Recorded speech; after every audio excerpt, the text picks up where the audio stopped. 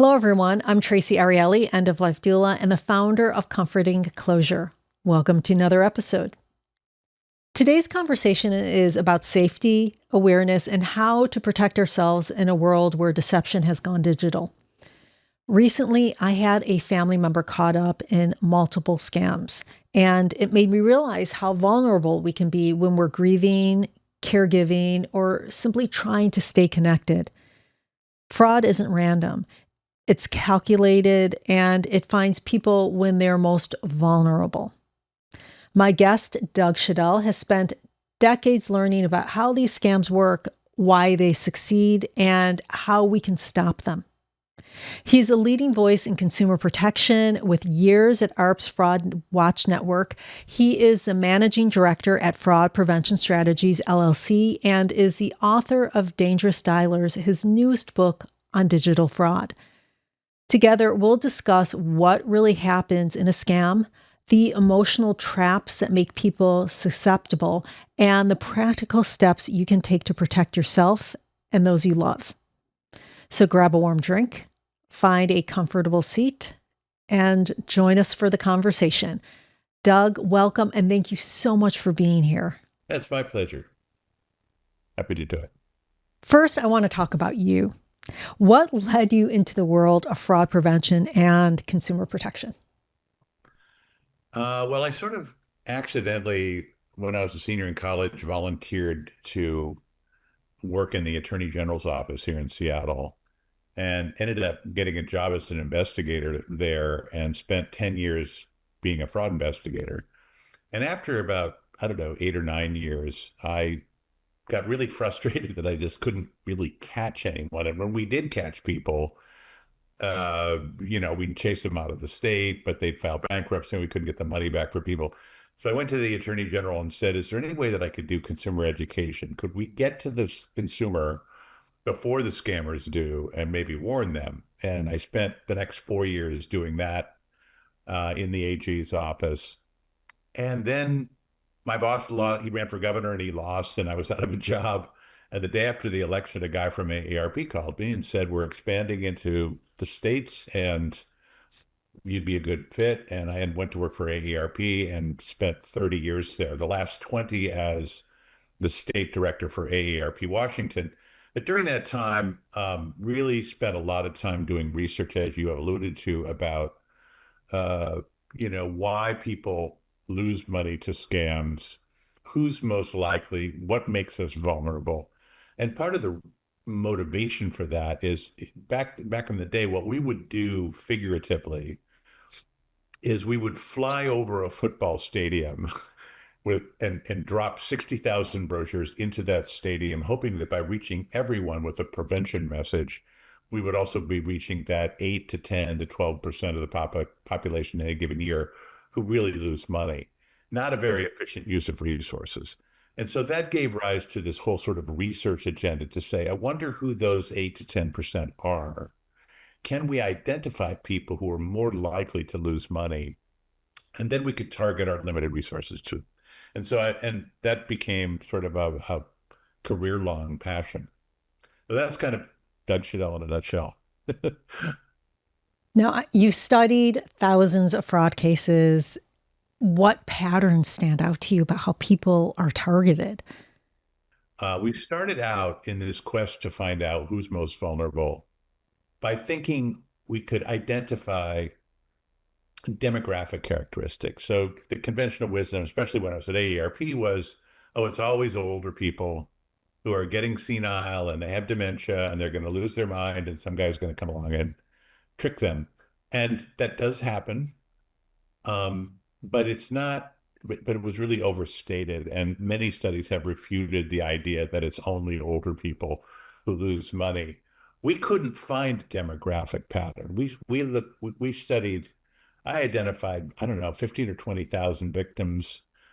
We surveyed them. We surveyed a general population of non-victims. And there were some places where demographics matched up, but it matched up to certain types of scams. For example, people who lost money to, and this is still true to this day, I believe, lottery scams, sweepstakes, free prizes, those tend to be older folks, and specifically older women not all, but more than men, lose money to that type of scam. Conversely, people who lose money to investment fraud tend to be 50 to 60-year-old men. We're not quite sure why, but they are more likely to lose money to investment fraud. So if you isolate the types of scams that you can match demographics to, what we couldn't do is find a demographic characteristic that predicted all victimization. And so we kept looking for this sort of unifying theory of vulnerability, if you will. And what turned the corner for me was like we started interviewing convicted scammers.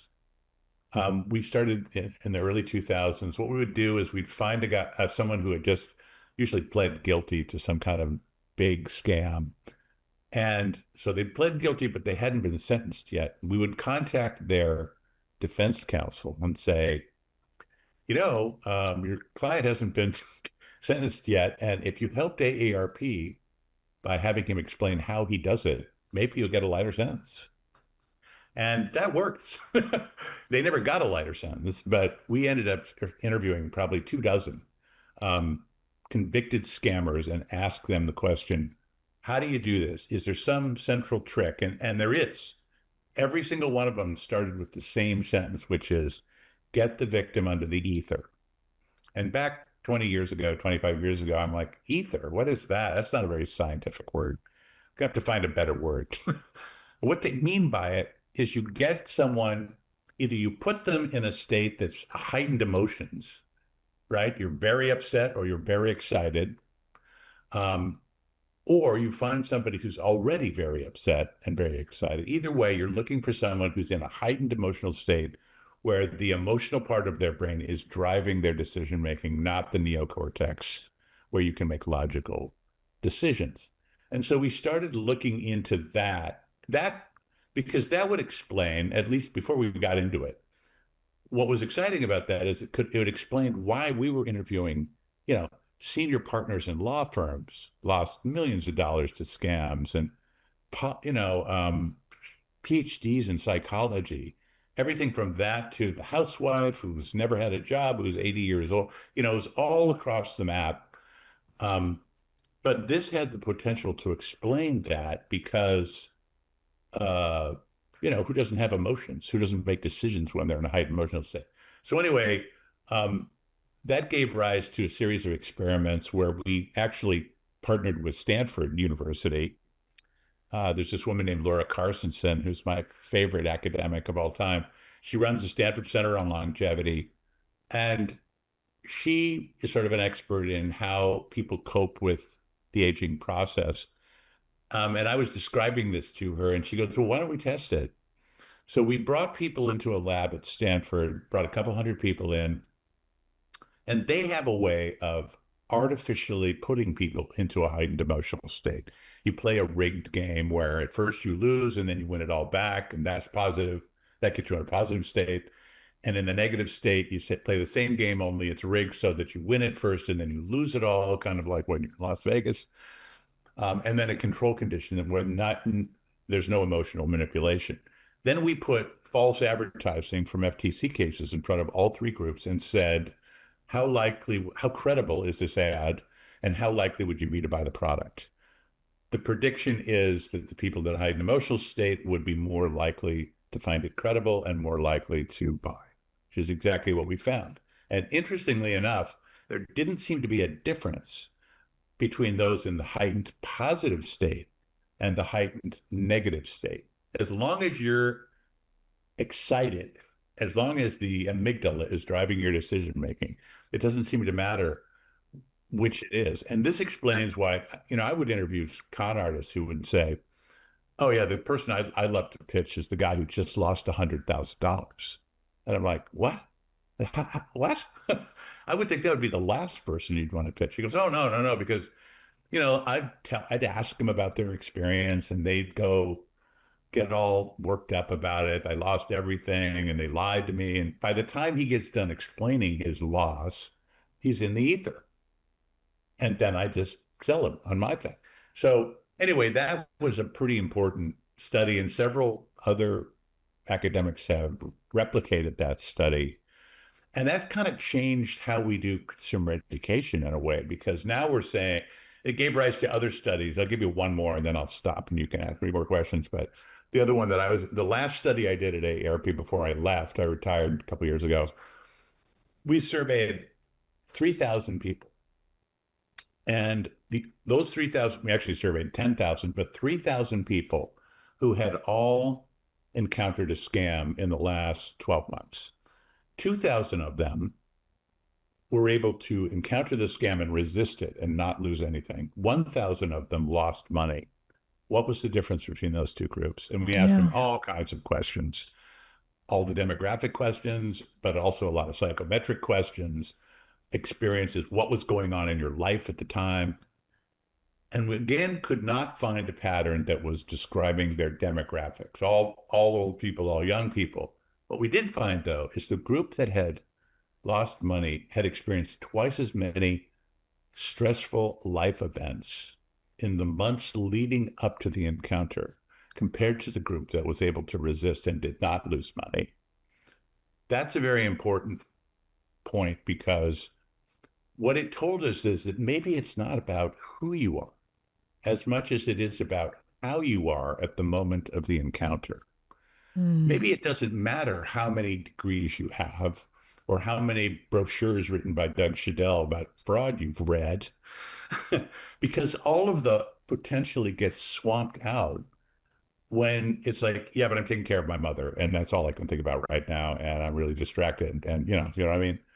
A lot of this makes intuitive sense when you hear it described this way. But for us, that was a huge breakthrough. Because another thing that it does is it says anybody who isn't experiencing a stressful life event at any moment in time, and it takes the blame. Oh, there was a lot of blame going on, that the victims are, oh, you're so stupid. I can't believe you fell for the publisher's clearinghouse. How could you be so stupid? Well, the minute you say that to the victim, you're no longer able to help them really, because they're being judged and they shut down, they stop talking to. I've seen this over and over again. I'm trying to get my relative to stop doing the publisher's clearinghouse scam. Okay, well, what did you do? What did you tell them? Well, the first thing I told them was how stupid they are. And I'm like, how? No, that's not helpful. Let me guess. They stopped talking to you. They kept doing it. They hid money. They lied about it, right? So there's a lot going on here, but the conclusions we've come to where we are right now in terms of vulnerability is it has a lot to do with whether you're in a heightened emotional state. That emotional state can be driven by pitches that are used by con men, and we could go through some of those if you want. But it's also about what's going on in your life. And if you're taking care of a loved one, and the theory underlying that, by the way, is that it's sort of this whole literature in social psych about cognitive load theory. Basically, when you're taking care of mom, or it could be anything, or it could be a death of a relative, it could be anything, it consumes a lot of cognitive capacity that you might otherwise be able to deploy to detect and resist these malicious attacks. That's the underlying theory behind it. And I think there's a lot of validity to it. How else do you explain the data I was just describing, where the victims experienced twice as many? And I've testified in criminal trials over the last 3 years where my role in the testimony was to come in and explain to a jury why the victim shouldn't have known better. You get a victim who's the CEO of an engineering firm supervising 10,000 people, and she sends $2.5 million to somebody she's never met in a romance scam. And the the prosecution was like, the jury's never going to believe this. They're going to go, she should have known better. And I'm like, that's because they're not inside the situation at that moment in time. They're not having their emotions manipulated. And I guarantee you that changes a person's ability to defend. Anyway, I'm kind of rambling. I'm going to stop. Go ahead. Ask me a question.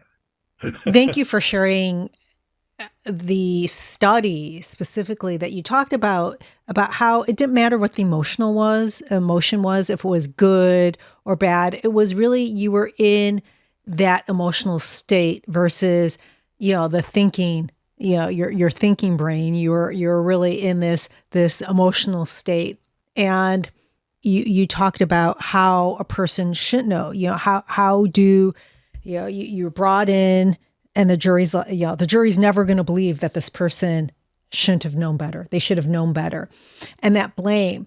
I find it interesting because I brought up that in my family, there is a person who has, unfortunately, fell victim to two scams where this person lost a lot of money. And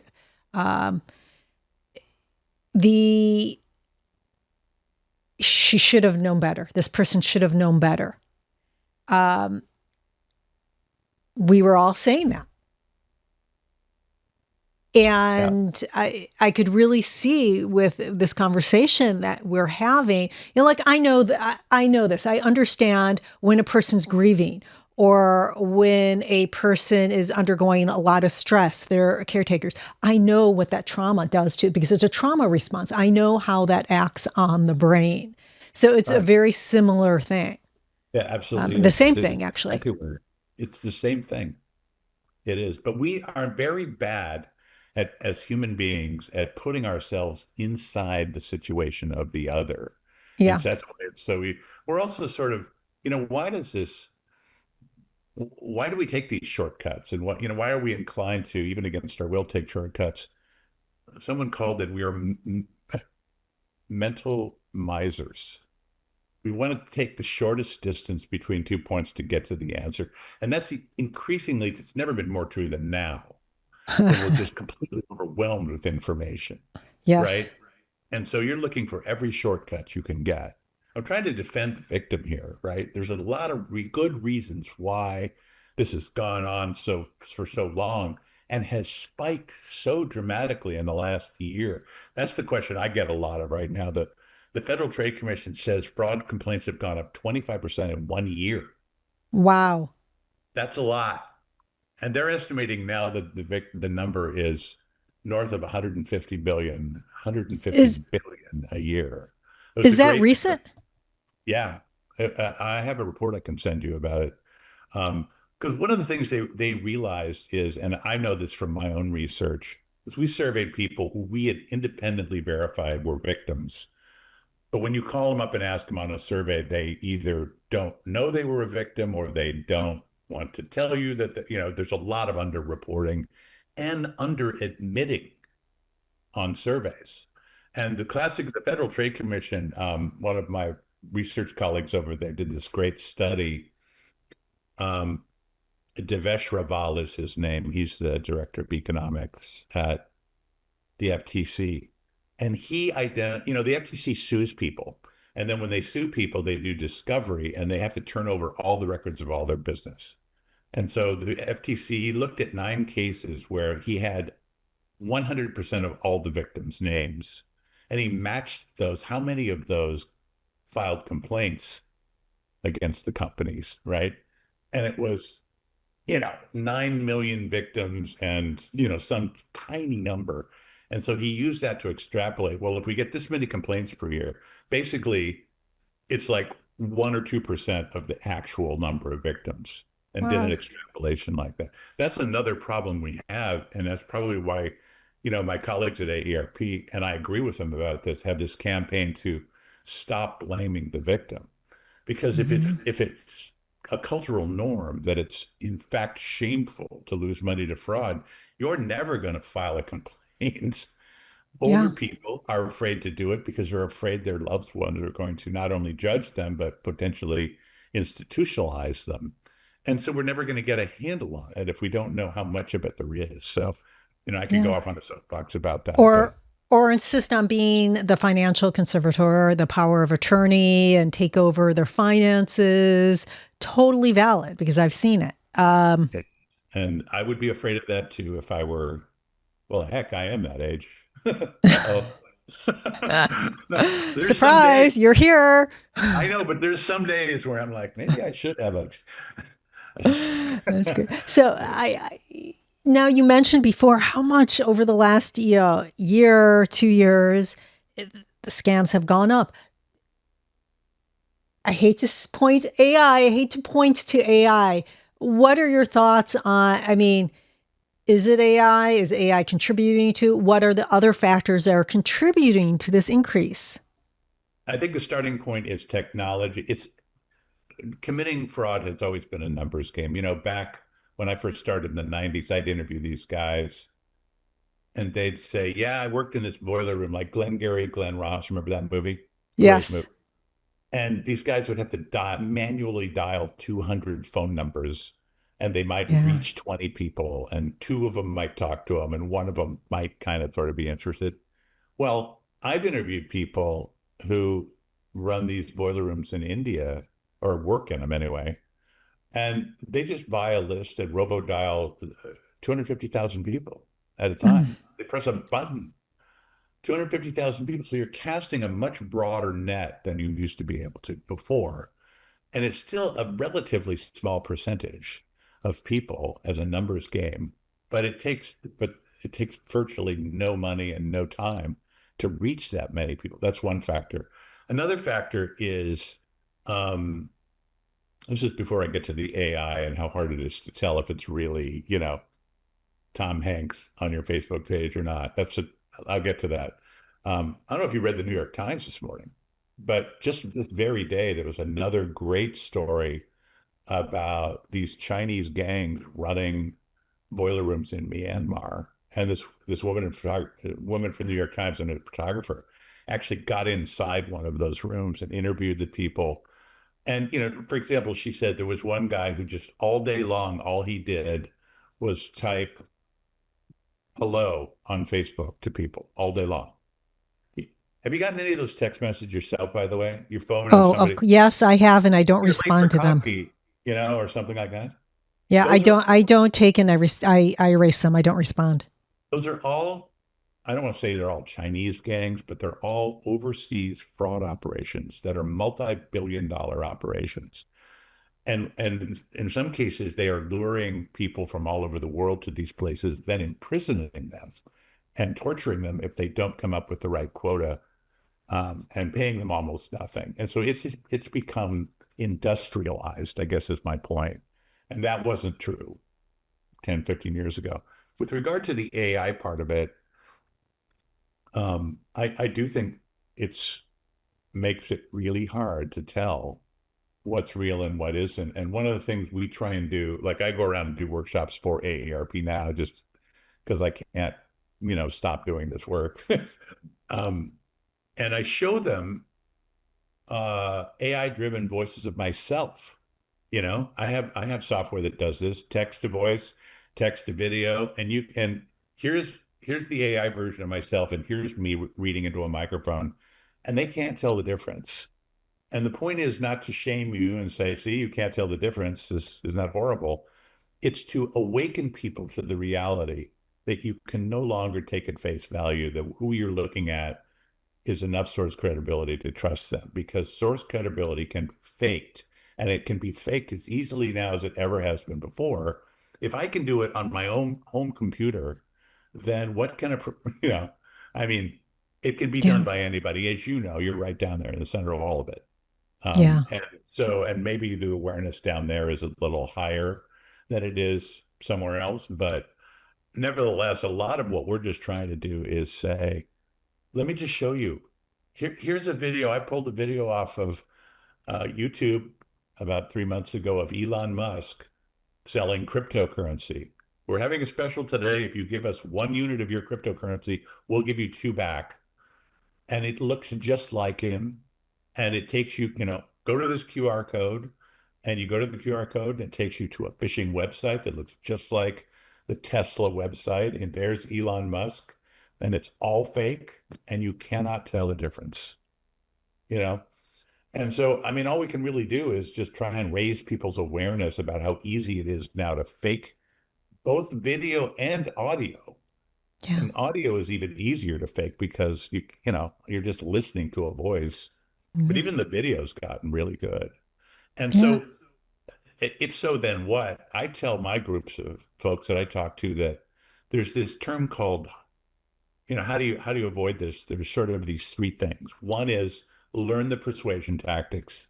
And we've talked about the key one, right? Which is get people into a aroused emotional state. I could talk about Mhm. some of the research around that if you want. The second thing is adopt a fraud fighter mindset. Basically, you're guilty until proven innocent. If I get anytime I get an email, a text, a robocall, a Facebook message that I didn't initiate, then I assume it's a scammer trying to scam me. And the third thing is that this phrase used, law enforcement, but I use it here: harden the target. If Mhm. it's hard to tell what's real and what isn't, there's really inexpensive technological tools you can use that will make it so they can't reach you. Call blocking, a call blocking app like Noma Robo or Umail or whatever, Robo Killer. There's a bunch of them out there. And the phone companies are getting a little better at it, but uh, it blocks 99% of all of the spam and scam calls so that you don't have to decide whether it's really Amazon calling you. And by the way, it's never and really Amazon. Amazon will never call you. Back when I was the state director of ADRP Washington, I got a call from a producer friend of mine I'd worked with years before, and she said, "Have you heard of this kid up in New York who's figured out a way to block all robocalls?" And I'm like, "This is like 8 years ago." I'm like, "No, tell me more." So she gives me the name of this guy, Aaron Foss. It turns out that in 2013, this is how long robocall has been a problem. The Federal Trade Commission issued a design challenge for the technology person who could come up with the best way to block robocalls.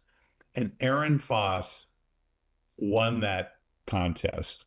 And his idea back then was, he goes, "Okay, robocalls, how are we going to solve this problem?" Well, first of all, we have to identify them. How can I identify them? So he goes to the phone company and he says, "Do you have any mothballed phone lines that I could buy from you? Phone lines that aren't being used, but the phone's still ringing." And they're like, "Tons. Are you kidding me? We got tons of." So he buys 350,000 mothballed phone lines from the phone company, and he runs them all into a computer and he starts monitoring them. And when a call comes from one number and goes to like 10 other numbers, he goes, "That's a robocall." And he starts building a block list. So if you have this app, and I call you, before the phone rings, my number coming in will be compared to the block list. And if there's a match, it will block it. And if there's not a match, it'll let it go through.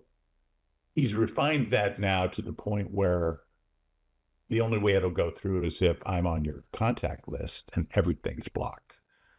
And every text is blocked too. And I have this on my phone, and it blocks 100. I mean, my phone just doesn't ring anymore. It's really pretty awesome. Anyway, so I got interested in this. I call Aaron. We hit it off. I fly to New York. This is 8 years ago. I go to the world headquarters of Noma Robo, which at that time is the second bedroom of his house on Long Island. You know, you tech startup people. That's the way they all Yeah, start. we're Except when they all scrappy. We're scrappy. You're scrappy. A lot of them end that way too. But anyway, um, and we started talking, and the reason I kept with it is because he said, "Well, yeah, I mean, I'm working on this, and it's growing and everything. By the way, I tape record and transcribe all the calls that come in on these 350,000 lines. Really? Do you still have them?" He goes, "Yeah, I still have them, and we keep doing it." He's got 487 million transcripts of calls, about 20% of which are fraud transcripts. So I'm like, I'm in. I'm a junkie. I'm a geek. and ever since then we've been saying, so the latest sort of iteration of that is we looked at 5 million of these transcripts, not all fraud, just 5 million transcripts that he had um, recorded and transcribed from 2018 to 2022. And what we wanted to find, and we figured out a way using Chat GPT and large language modeling to separate out fraud calls from spam, fraud calls from everything else. There's a lot of noise in this, a lot of crap, you know. Um, and then we started comparing, well, how are the fraud calls different what language is different in the fraud calls than it is in the spam calls.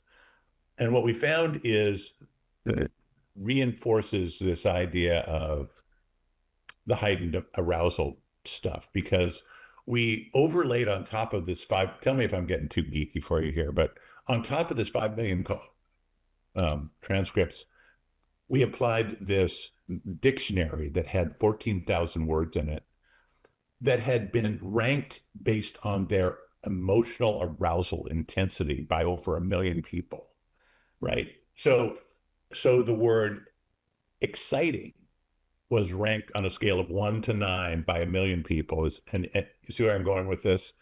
One of the things we found is how the fraud transcripts are different is they use a lot more high arousal words than all the others. The calls about, hey, can we come out and give you an estimate on your fence, or commercial solicitation. The other thing that has changed since I did this last is there's a lot more threats in the fraud transcripts. Back 20 years ago, I did a much smaller, same kind of thing with Anthony Prakonis from the University of California, who's a colleague of mine. And we got a hold of about 500 or 600 tapes like this that had fraud conversations. The 90% of them were just what I would call promise of financial gain. You've won the lottery, the Publishers Clearinghouse. That was almost all of them. In this setting, there still were some of those. About, 25% of them had that. But even more had someone just charged something on your Amazon card. Someone's hacked into your bank account. There's a virus on your computer. This is your grandson. I'm in jail. Scary stuff. That has gone through the roof in terms of the content of these fraud calls. I don't know why, except that, there's this whole body of literature about how bad is stronger than good. And from an existential standpoint, or I guess from an evolutionary standpoint, we are taught that, when you're running through the forest and you see a tiger coming after you, you run first and think later. Yep. Maybe some of that's going on. I don't know, but it's interesting. So you mentioned the 3 things that people can do to make sure, but let's take that to really practical steps. And I want to talk about 2 different how we can protect ourselves and our families, right? So it's not just us, but how do we... You want to hear any more details about all the research? I love the research. I'm kind of worried about my listeners though, but I absolutely love, I am a geek. You could ask my husband, who is tired of seeing all of my spreadsheets, but like, I am that's like a strong geek. breeze here, man. Exactly. Thank you. So, there's how do I protect myself? And then there's how do I protect my loved one? And my real world case scenario is a family member. I'm going through this, but like the practical steps, like I know me, when I see something and I'm unsure, because that's just the way it is, I will actually take this step and I'll take a screenshot of whatever. And I'll even ask ChatGPT, tell me, is this a scam? What should I be looking out for? What do you think? So I'm using AI to say, hey, and I understand, I understand I slow down, I do a couple breaths, I try to take emotion out of it. But like, that's my practical step is, if I don't know, I'm just going to go to ChatGPT and ask what Chatty thinks. What are some practical steps, real world steps people can take? Well, let's take a notch below that in terms of digital natives. Like you and I aren't digital natives, but we're sort of that bridge between those who are and aren't. That's the way I look at myself anyway. I should speak for myself. Definitely. But a less technical way to do what you're doing is, because I do the same thing. If I get something, any question about it, I never respond. I never click on the link. Oh my God, you better click on this link right now. This is one of the other things. The last piece on the research is another characteristic of the scam transcripts is time urgency. far more, urgency, pressure, time pressure. Anybody who's pressuring you to do something right away, that beyond heightened emotions, that's the biggest red flag. So your instincts are good there. But if I get something, I'm like, oh, there's an offer for, whatever, weight loss. That's a bad example. So whatever it is, I'll just go onto the internet and say the claim, and then is this a scam? Just Google it. Is this a scam? Which is essentially what you're doing with ChatGPT. But everyone has, I mean, most people have access to Google, and you will get a litany of.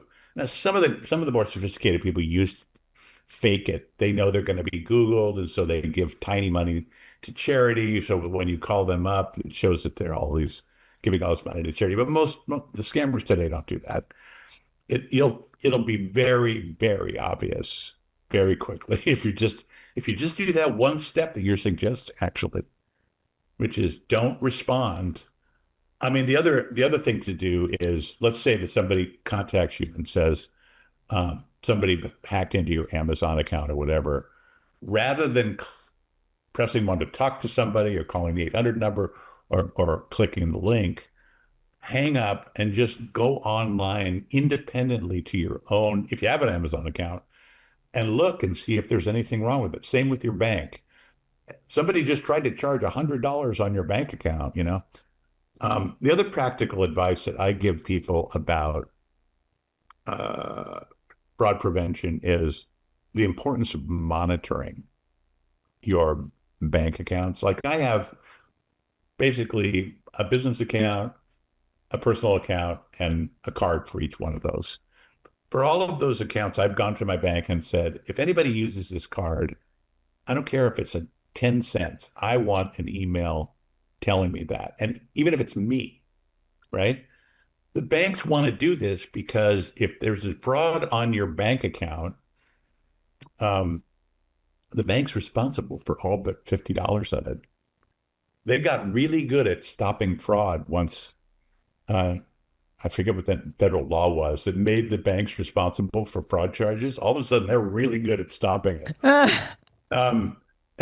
But they'll also do this monitoring for free. And people ask me all the time, well, what about these ID theft prevention, $29.95 a month, and we'll watch your accounts for you. That's fine. It's just a personal preference. Most of it you can do on your own. An example is freezing your credit. One is the monitoring. One is freezing your credit. You can do that for free. You can go to all three of the credit bureaus for free. They'll try and charge you for credit monitoring, but don't buy it. Look, there's a federal law that says you can freeze and why do you want to freeze your credit with the credit bureaus? Because if somebody gets a hold of your identity, they can, and you don't do that, they could theoretically open up a credit card in your name and start charging using your credit. But they can't do that if you've frozen your credit, because that scammer's going to have to go to the credit bureau to get approval, blah, blah, blah. So there's a lot of things you can do. It's kind of like some people like to cook their own food and save money and whatever. Others like to go out to dinner and have somebody else do the cooking. That's kind of the choice here. You can have LifeLock or whatever it is watch your accounts for you, or you can watch them yourself, or you can do both. Yeah. And there's a lot of people that don't feel confident doing it themselves, though. So I'm sympathetic to that. Every quarter I take, or every 4 months I take and get my annual credit report.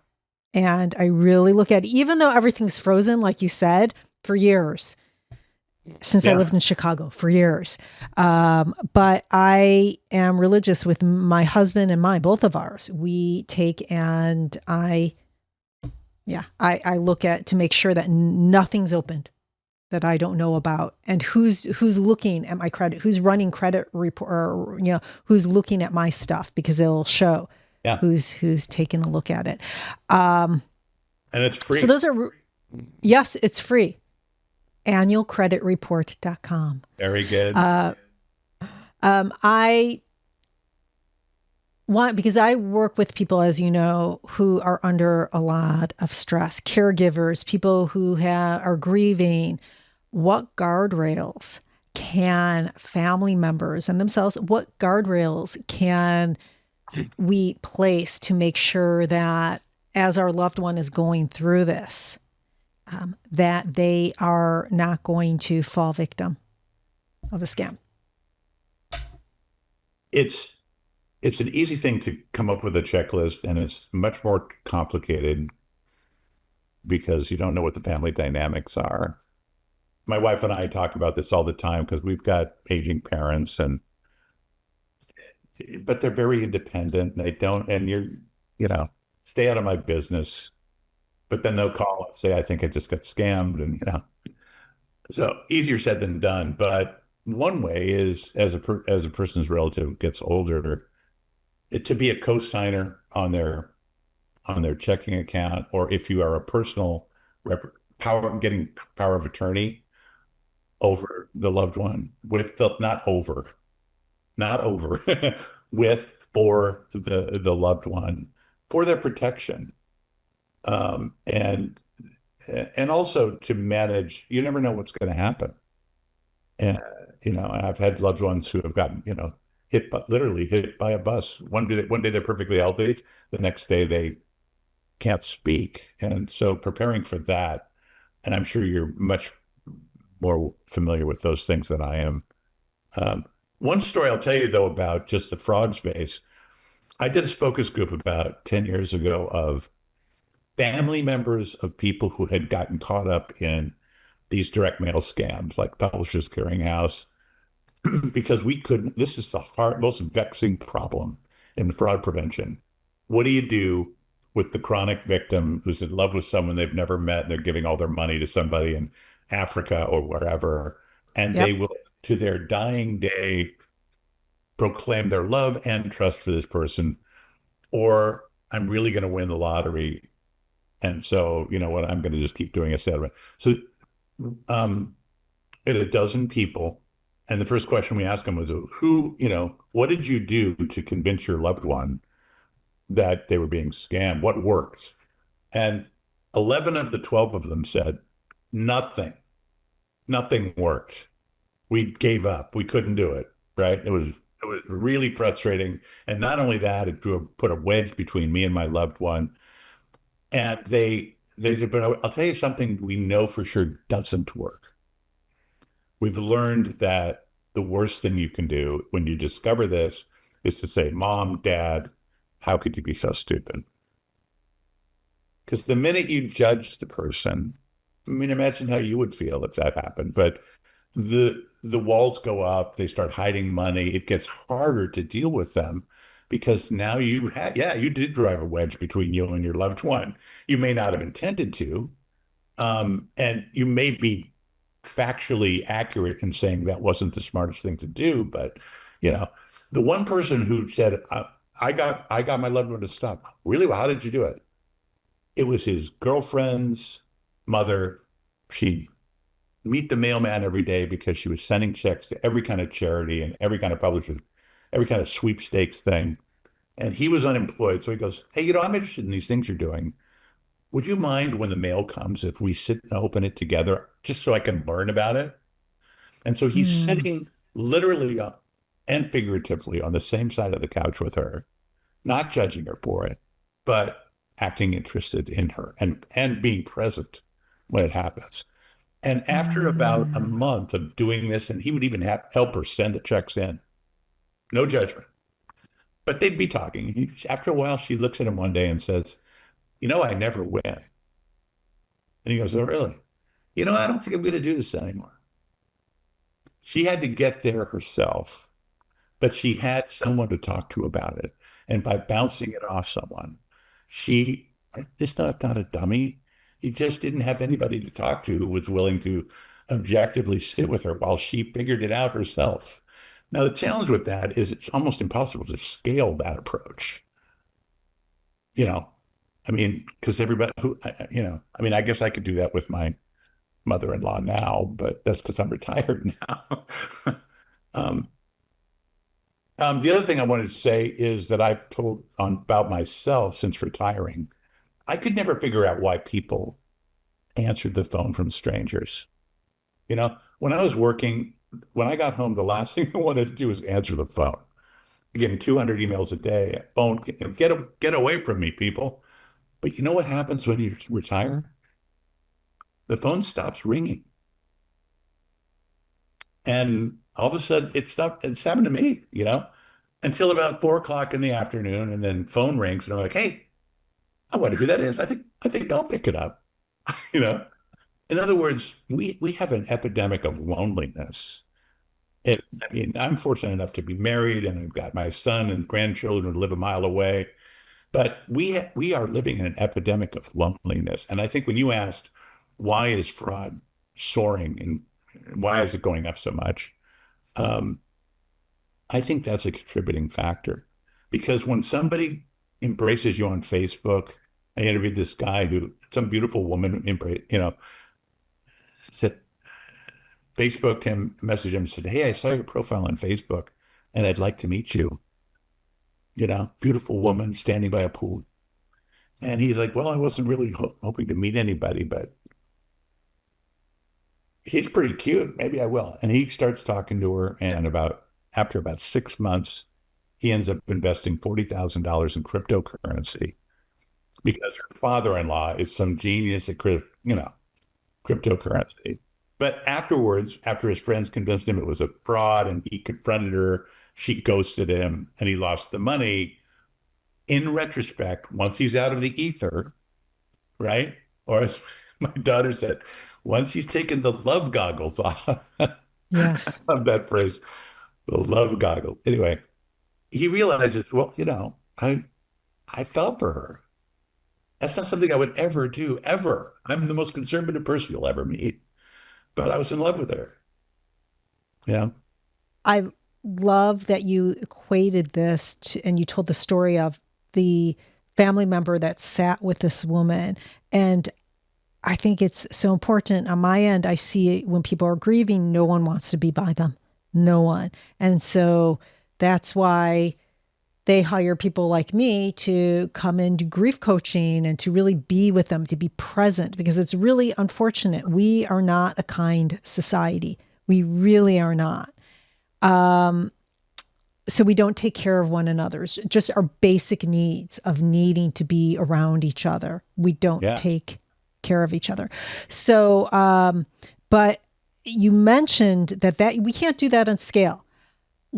Talking about scale, and we look at banks and we look at phone carriers, online platforms, what role in protecting consumers do they play? I can say that my family member, when they went to withdraw a lot of money from the bank asked this person, why are you taking out this money? And they got instructions from the person asking the money, tell them that you're buying furniture, tell them that you're doing, and so this person did that. What roles do these, the banks and these other carriers, what role do they play? Or should they play? It's a good question. And, or what role should social media platforms play? Yeah. We could go up on that one for a while. Yeah. I mean, I'll just be honest with you. When I want to find out what new scams are going on, I just open my Facebook feed. Yeah. But let's talk about the banks for a moment. It's been hit and miss for years. We've tried to engage banks and they'll put their name on things and every so often they'll donate money to fraud prevention activities. AARP has this thing called Bank Safe. And to their credit, I was not involved in it. It was a separate initiative, but a really smart one in that they started creating all kinds of content and going to banks and saying, are you willing to commit to training your tellers to take this curriculum of ours? We're not going to charge you money. We're not asking you for money. We're just asking you for a commitment that before a bank teller starts their job, they get this fraud awareness piece. And if you do that, we'll make you a bank safe, AARP bank safe bank. And you'll get some branding and hopefully that'll be goodwill. Nice. And a lot of them have done that. The challenge is, of course, that one of the roles in banking that's have the highest turnover is the teller. And are there even tellers? I mean, I don't remember the last time I went to a bank. So a lot of our work has focused on, the online stuff, which gets me to the social media companies. And that something has got to be done there. We went through this with the dating app companies when they first started 15, 20 years ago. And I did a long story for AARP magazine about this woman who lost $300,000 in 2 months, one of the early romance scams. And she was, they met on Match.com, and we'd go to these dating app companies and say, you gotta do better to screen these people. And they just don't. The profit motive takes over. And, it's the argument is free enterprise versus caveat emptor. You know where I fall on that, right? Um, Convenience versus security. Those are the things that always clash. But the speed with which technology has ramped this up now has really forced the issue. So I don't know. I mean, I don't know if there's a good. There was a debate about these digital wallets like Zelle. I don't know if you remember this debate, but when they first started, that's one of the biggest ones, and they had language in their terms of agreement, terms of conditions of agreement, what do they call that? Um, but if this turns out to be a scam and you're not really just sending money to your friend, then we're not responsible. That's in the fine print in the terms of agreement. So whenever people get scammed, they say, "I'm sorry, but you can to read the terms of agreement. You signed it." So Yeah, and they I think, even have, the little check mark, once you send this money, we can't get it back. Be sure you know that. Yeah. yeah, and the latest iteration of that are these things called Bitcoin ATMs. Uh, And I don't know if you've heard about this, but 5 years ago, so a Bitcoin ATM is where you can take cash. You can take $5,000 or $100, and you can go up to an ATM that's in a little mini mart right next to the other ATM, the regular ATM. Put it in there, open an account, and convert it to Bitcoin, right? You can imagine what scammers think of this, right? oh, yeah. In the year 2020, there were about 50 of these machines in the United States. Now there are 35,000. And several state AGs have filed lawsuits against the manufacturers of those because they allege that there's no legitimate use case for them other Yeah. than facilitating fraud. And the defense is by the manufacturers the same defense that Western Union had 20 years ago when they were sued by 48 AGs for facilitating fraud with wire transfers. We're not committing the fraud. All we're doing is providing people access they might not otherwise have to crypto, right? But Yep. and so that's another. So uh, it's just sort of so cyclical. If you look back at how money is transferred in these scams, it started out with the mail. Well, it probably started out with like the horse and buggy, but the mail. Then it went to Federal Express because then you could overnight something. Then it went to Yeah. then it went to Western Union. Then it went to gift cards, and now it's Bitcoin ATMs, right? Mm, And what do all those have in common? Act convenience. quickly before the ether wears off, Yep. right? So if you want an overall Uber red flag, I only have two. I can only limit it to two. One is if you're in a heightened emotional state, if you're bothered, if you're stressed out and so forth, that's a huge red flag. But if they're asking you to act immediately, don't do it. Period. There's nothing that can't wait 24 or 48 hours where you can run it by. You ask what you can do, get your relative to say, if you have an urgent claim like this, just run it by me.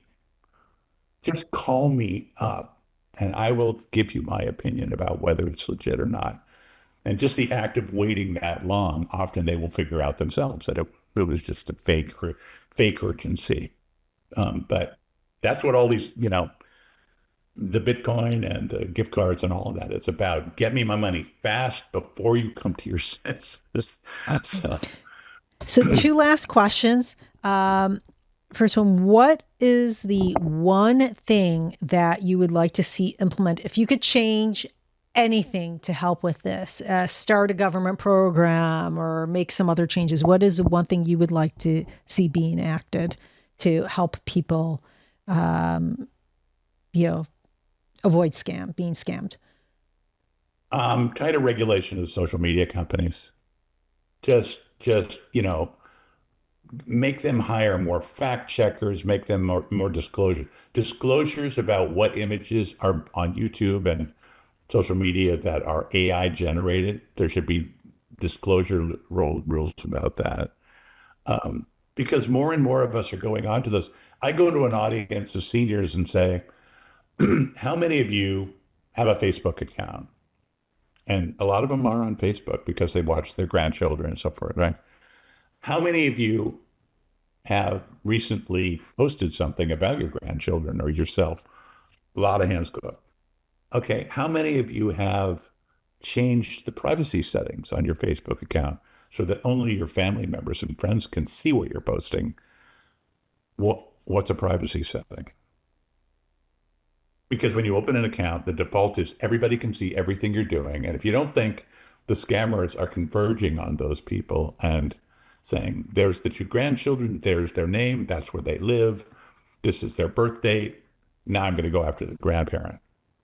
And the grandparent can't, they don't realize the whole world can, So there's some education on the consumer end about how to safely be on these platforms, but the platforms themselves need to take a lot more scrutiny about what they're posting. Last question. What's your advice for older adults who feel embarrassed or ashamed after being scammed? I would say that, first of all, you're not alone. And secondly, the shame should be on the person who stole the money, not the person who lost the money. That's the overall societal attitude we have got to change.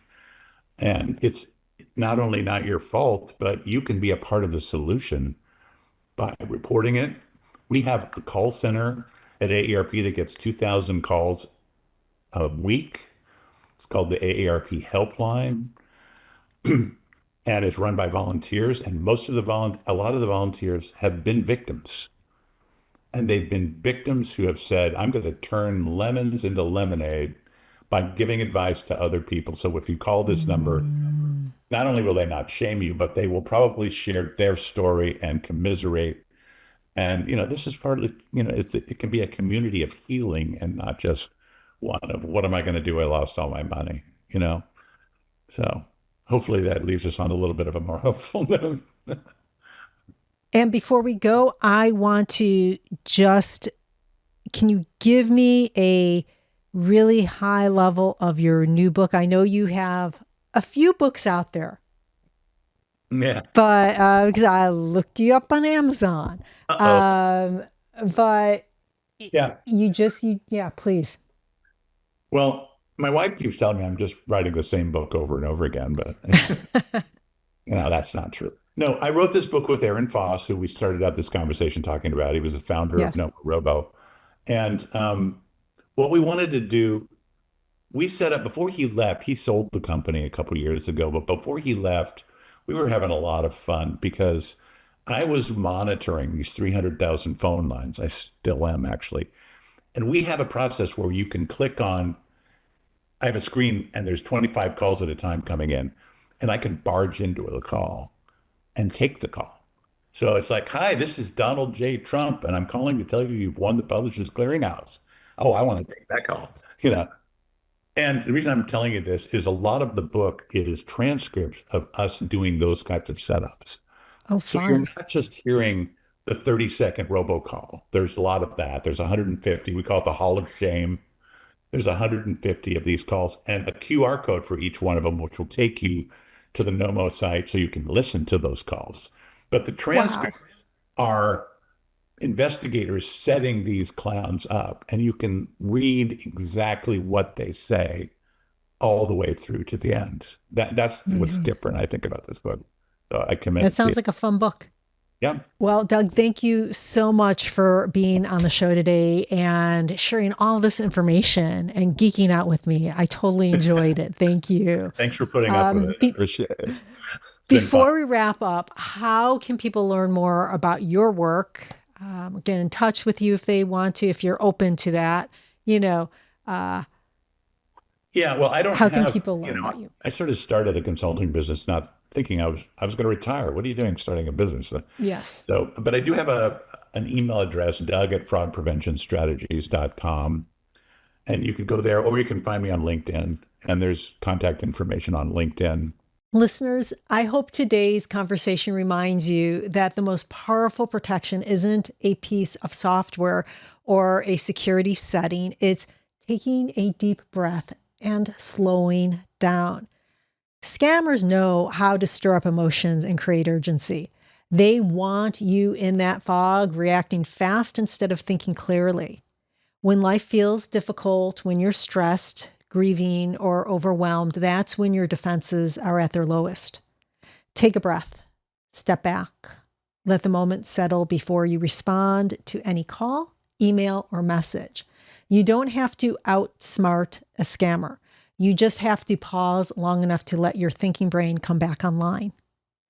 Thank you for joining us. If you've any questions, please comment below or reach out to me directly.